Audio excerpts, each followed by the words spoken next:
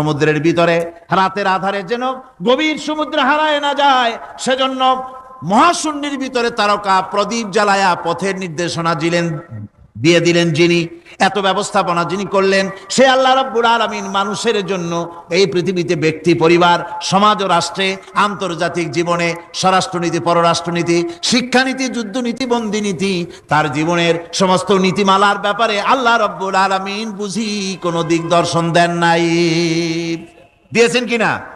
সুতরাং রহমানের দাবি হচ্ছে, আল্লাহর রহমানিয়তের দাবি হচ্ছে বান্দার জন্য কোরআন শিক্ষা দেওয়া।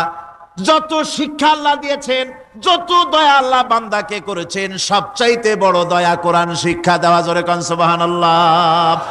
যত দয়া, যত নিয়ামত, যত রহমত আল্লাহ বান্দাকে করেছেন, তার মধ্যে শ্রেষ্ঠ রহমত, শ্রেষ্ঠ দয়া, শ্রেষ্ঠ করুণা মানুষের জন্য, আল্লাহর এই পৃথিবীর মানুষের জন্য সবচাইতে শ্রেষ্ঠ দয়া কি?